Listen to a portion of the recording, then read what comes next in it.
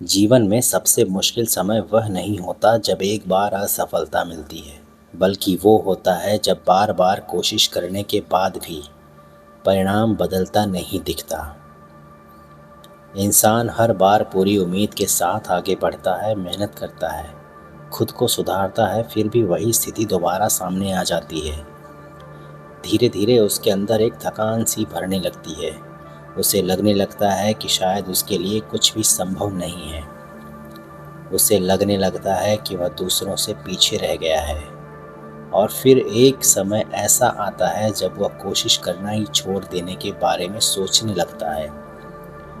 अगर आपने कभी ऐसा महसूस किया है तो समझिए कि यह वही जगह है जहां बहुत लोग रुक जाते हैं, लेकिन कुछ लोग यहीं से आगे निकलते हैं। श्री कृष्ण का संदेश ऐसे समय में और भी गहरा हो जाता है, क्योंकि गीता केवल सफलता की कहानी नहीं सिखाती, बल्कि असफलता के अंधेरे में रास्ता दिखाती है। अर्जुन भी ऐसे ही मानसिक संघर्ष से गुजर रहे थे। उनके सामने केवल युद्ध नहीं था, उनके अंदर भी एक युद्ध चल रहा था, संदेश का युद्ध, डर का युद्ध और एक हार मान लेने की सोच का युद्ध। तब श्री कृष्ण ने उन्हें एक बहुत महत्वपूर्ण बात समझाई कि जीवन में परिणाम तुरंत नहीं मिलते, लेकिन उसका मतलब ये नहीं कि प्रयास व्यर्थ है। कई बार इंसान सोचता है कि अगर परिणाम नहीं मिला तो उसकी मेहनत बेकार चली गई, लेकिन श्री कृष्ण कहते हैं कि ऐसा सोचना केवल अधूरी समझ है, क्योंकि जीवन में हर प्रयास एक बीज की तरह होता है। बीज तुरंत पेड़ नहीं बनता, उसे समय चाहिए। उसे मिट्टी के अंदर रहकर खुद को बदलना पड़ता है, उसे अंधेरे से गुजरना पड़ता है, और बाहर से देखने वाले को लगता है कि कुछ नहीं हो रहा, लेकिन अंदर एक पूरी प्रक्रिया चल रही होती है। ठीक उसी तरह इंसान की मेहनत भी तुरंत परिणाम नहीं दिखाती, लेकिन वह अंदर ही अंदर उसे बदल रही होती है। श्री कृष्ण कहते हैं कि असफलता अंत नहीं है। असफलता केवल ये बताती है कि अभी रास्ता पूरा नहीं हुआ है, लेकिन इंसान अक्सर सफलता को अपनी पहचान बना लेता है। वह सोचने लगता है कि मैं असफल हूँ, इसीलिए मैं आगे नहीं बढ़ सकता। ये सोच ही सबसे बड़ी रुकावट बन जाती है, क्योंकि असफलता एक घटना है, पहचान नहीं। एक परीक्षा में फेल होना ये बताता है कि उस समय तैयारी पूरी नहीं थी, लेकिन ये नहीं बताता कि इंसान सक्षम नहीं है। एक काम में नुकसान होना ये बताता है कि तरीका सही नहीं था, लेकिन ये नहीं बताता कि व्यक्ति में क्षमता नहीं है। श्री कृष्ण बार बार मनुष्य को ये समझाते हैं कि स्वयं को अपने परिणामों से मत जोड़ो, क्योंकि परिणाम बदलते रहते हैं, लेकिन तुम्हारी क्षमता तुम्हारे भीतर रहती है। अब एक बहुत महत्वपूर्ण बात समझिए, जब बार बार असफलता मिलती है तब इंसान दो चीज़ों में से एक करता है। या तो वह खुद को कमज़ोर मान लेता है, या फिर वह खुद को और मजबूत बनाता है। यहीं पर जीवन का सबसे बड़ा मोड़ आता है। जो लोग हार को अंतिम मान लेते हैं वो लोग वहीं रुक जाते हैं, लेकिन जो लोग हार को सीख मान लेते हैं वो आगे बढ़ जाते हैं। श्री कृष्ण कहते हैं कि जीवन में सबसे बड़ी जीत वो नहीं होती जो तुरंत मिल जाए, बल्कि वो होती है जो लगातार प्रयासों के बाद भी मिलती है, क्योंकि वह जीत इंसान को केवल सफलता नहीं देती, वह उसे एक नया व्यक्तित्व देती है। कई बार भगवान हमें रोकते हैं ताकि हम और बेहतर बन सकें। कई बार रास्ते बंद होते हैं ताकि हम सही दिशा चुन सकें, और कई बार असफलता हमें इसलिए मिलती है ताकि हम अपने अंदर की गलतियों को पहचान सकें। लेकिन इंसान उस समय केवल दर्द देखता है, सीख नहीं। अगर हम इतिहास देखें तो पाएंगे कि लगभग हर सफल व्यक्ति के जीवन में असफलता बार बार आई है, लेकिन उन्होंने उसे अंत नहीं माना, उन्होंने उसे प्रक्रिया का हिस्सा माना।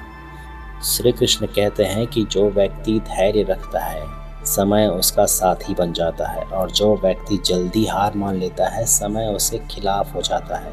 यह समझना बहुत ज़रूरी है कि समय किसी के पक्ष में या विपक्ष में नहीं होता, समय केवल उन्हीं का साथ देता है जो चलते रहते हैं। अब एक और गहरी बात समझिए। कई बार हम सोचते हैं कि हमें सफलता मिली, कई बार हम सोचते हैं कि हमें सफलता नहीं मिली क्योंकि भगवान ने साथ नहीं दिया। लेकिन गीता का संदेश ये है कि भगवान कभी किसी को रोकते नहीं, वह केवल परिस्थितियां देते हैं ताकि इंसान विकसित हो सके। अगर हर चीज़ तुरंत मिल जाती तो इंसान में धैर्य कैसे आता? अगर हर कोशिश तुरंत सफल हो जाती तो अनुभव कैसे आता? अगर हर रास्ता आसान होता तो आत्मविश्वास कैसे बनता? इसलिए असफलता भी जीवन का एक आवश्यक हिस्सा है। श्री कृष्ण कहते हैं कि मन को मजबूत बनाओ क्योंकि परिस्थितियां हमेशा बदलती रहेंगी। जो मन परिस्थितियों पर निर्भर होता है वह हर बार टूटता है, लेकिन जो मन समझदारी से चलता है वो हर बार परिस्थिति में स्थिर रहता है। जब बार बार असफलता मिले तब अपने आप से ये मत पूछो कि मैं क्यों नहीं कर पा रहा, इसके बजाय ये पूछो कि मैं क्या सीख रहा हूँ। ये प्रश्न तुम्हारी दिशा बदल सकता है, क्योंकि जब सीखने की सोच आ जाती है तब असफलता भी शिक्षा बन जाती है, और जब असफलता शिक्षा बन जाती है तब वह आपको रोकती नहीं बल्कि आगे बढ़ाती है। असफलता से मत डरो, वह तुम्हें रोकने नहीं बल्कि तैयार करने आती है। जो व्यक्ति असफलता से सीख लेता है वही वास्तविक सफलता के योग्य बनता है। जीवन में कुछ पल ऐसे आते हैं जब इंसान को लगता है कि जैसे पूरी दुनिया उसके खिलाफ हो गई है। वह जो भी करता है लोग उसमें कमी निकालते हैं। वह जितनी मेहनत करता है उतना ही उसे आलोचना का सामना करना पड़ता है।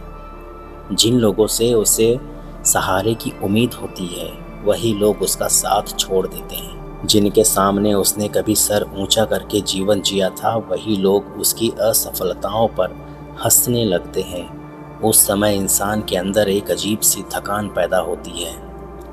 उसे लगता है कि अब लड़ने का क्या फ़ायदा, अब खुद को साबित करने का क्या फ़ायदा। अगर कोई समझ ही नहीं रहा तो फिर कोशिश क्यों करूं। अगर आप कभी ऐसी स्थिति से गुजर रहे हैं तो आप अकेले नहीं हैं। इतिहास के लगभग हर महान व्यक्ति ने ये समय देखा है, और यदि हम श्री कृष्ण के जीवन को देखें तो पाएंगे कि उन्होंने भी इसे बहुत करीब से अनुभव किया था। आज करोड़ों लोग श्री कृष्ण की पूजा करते हैं, लेकिन उनके जीवन काल में हर कोई उनका सम्मान नहीं करता था।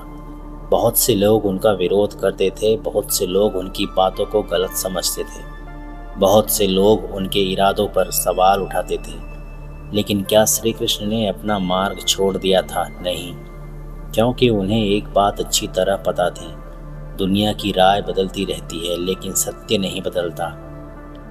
यही पहली शिक्षा है जो श्री कृष्ण हमें देते हैं। जब दुनिया आपके खिलाफ दिखाई दे तब समझें, तब सबसे पहले अपने आप से यह पूछो, क्या मैं सत्य के मार्ग पर हूँ? अगर उत्तर हाँ है तो लोगों की राय से डरने की आवश्यकता नहीं है, क्योंकि दुनिया का काम बोलना है। आज लोग आपकी आलोचना करेंगे, कल वही लोग आपकी प्रशंसा भी करेंगे। लेकिन यदि आप हर बार लोगों की बातों के अनुसार अपना रास्ता बदलते रहेंगे तो कभी अपने लक्ष्य तक नहीं पहुंच पाएंगे। महाभारत में भी अर्जुन के सामने यही समस्या थी। युद्ध शुरू होने वाला था, सामने रिश्तेदार थे, गुरु थे, मित्र थे। अगर अर्जुन युद्ध करते तो लोग उन्हें कठोर कहते, अगर युद्ध छोड़ देते तो लोग उन्हें कायर कहते। हर स्थिति में लोग कुछ न कुछ कहते। तब श्री कृष्ण ने यह समझाया कि मनुष्य को यह नहीं देखना चाहिए कि लोग क्या कहेंगे, उसे यह देखना चाहिए कि धर्म क्या कहता है। क्योंकि जो व्यक्ति लोगों को खुश करने के लिए जीता है वह कभी शांति नहीं पा सकता। आज एक व्यक्ति खुश होगा, कल दूसरा नाराज होगा। आज आप एक इंसान की उम्मीद पूरी करेंगे तो कल कोई और दूसरा आपसे नाराज हो जाएगा। यदि आपका जीवन दूसरों की स्वीकृति पर आधारित है तो आपका मन हमेशा अशांत रहेगा। श्री कृष्ण कहते हैं कि संसार में सबसे बड़ी स्वतंत्रता तब मिलती है जब इंसान सही काम करने का साहस रखता है। चाहे उसके समर्थन में कोई खड़ा हो या नहीं। यह सुनने में आसान लगता है लेकिन वास्तव में बहुत कठिन है, क्योंकि मनुष्य स्वभाव से स्वीकार किया जाना चाहता है। वह चाहता है कि लोग उसकी तारीफ करें, वह चाहता है कि लोग उसे अच्छा समझें। लेकिन जब ऐसा नहीं होता तब वह टूटने लगता है। यही श्री कृष्ण का संदेश हमारी सहायता करता है। वे कहते हैं कि अपनी कीमत लोगों की तालियों से मत मापो, क्योंकि वही लोग जो आज ताली बजा रहे हैं कल आलोचना भी कर सकते हैं। यदि तुम्हारी खुशी लोगों की प्रशंसा पर निर्भर है तो तुम्हारा दुख भी लोगों की आलोचना पर निर्भर होगा, और ऐसा जीवन कभी स्थिर नहीं हो सकता। सोचिए, सूर्य हर दिन उगता है। कुछ लोग उसकी रोशनी का स्वागत करते हैं, कुछ लोग गर्मी की शिकायत करते हैं, लेकिन क्या सूर्य इसलिए उगना बंद कर देता है? नहीं, वो अपना काम करता रहता है।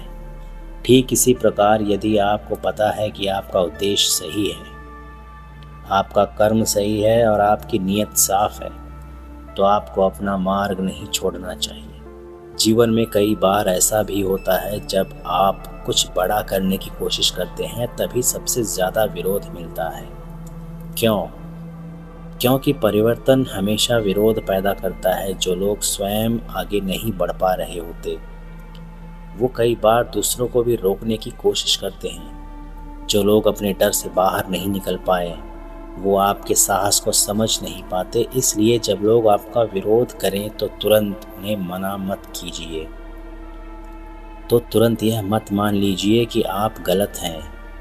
हो सकता है आप सही दिशा में बढ़ रहे हों। मजबूत वृक्ष पर ही सबसे ज़्यादा हवा का दबाव पड़ता है, कमजोर घास को कोई नहीं हिलाता। इसी प्रकार जो व्यक्ति जीवन में कुछ बड़ा करने का प्रयास करता है उसे आलोचना, विरोध और गलतफहमियों का सामना करना ही पड़ता है। लेकिन यहाँ एक और महत्वपूर्ण बात है, दुनिया के खिलाफ खड़े होने का अर्थ अहंकार नहीं है। इसका अर्थ ये नहीं कि आप किसी की बात सुनना ही बंद कर दें। श्री कृष्ण कभी अंधे अहंकार की शिक्षा नहीं देते। वो कहते हैं कि सुलह सुनो, आलोचना सुनो, अपनी गलतियां पहचानो, लेकिन अंतिम निर्णय सत्य और विवेक के आधार पर लो, डर के आधार पर नहीं। यदि कोई आलोचना सही है तो उसको सीखो, तो उससे सीखो। यदि कोई आलोचना गलत है तो उसे हवा की तरह गुजर जाने दो। हर पत्थर का जवाब पत्थर से देने लगोगे तो मंजिल तक पहुंचने का समय ही नहीं बचेगा। जीवन में कुछ लोग हमेशा आपको गलत समझेंगे, कुछ लोग आपकी सफलता से खुश नहीं होंगे, कुछ लोग आपके अच्छे कार्यों में भी बुराई ढूंढ लेंगे। लेकिन याद रखो, तुम्हारा काम सबको संतुष्ट करना नहीं है। तुम्हारा काम अपने कर्म, तुम्हारा काम अपने धर्म, अपने कर्तव्य और अपने सत्य का पालन करना है। श्री कृष्ण कहते हैं कि जब पूरी दुनिया तुम्हारे खिलाफ दिखाई दे तब घबराओ मत। ये देखो कि तुम्हारा अंतःकरण क्या कह रहा है। यदि तुम्हारा अंतःकरण शांत है, तुम्हारी नीयत साफ है और तुम्हारा कर्म धर्म के अनुसार है, तो आगे बढ़ते रहो। समय सबसे बड़ा न्यायाधीश है। जो लोग आज तुम्हें गलत समझ रहे हैं, हो सकता है कल वही लोग तुम्हारी सच्चाई को स्वीकार करें, और यदि वो कभी स्वीकार न भी करें तब भी सत्य का मूल्य कम नहीं होता, क्योंकि सत्य लोगों की स्वीकृति से नहीं अपने अस्तित्व से महान होता है। जब पूरी दुनिया तुम्हारे खिलाफ दिखाई दे तब ये मत देखो कि कितने लोग तुम्हारे साथ हैं, ये देखो कि सत्य तुम्हारे साथ है या नहीं। यदि सत्य तुम्हारे साथ है तो तुम्हें किसी और के सहारे की आवश्यकता नहीं है।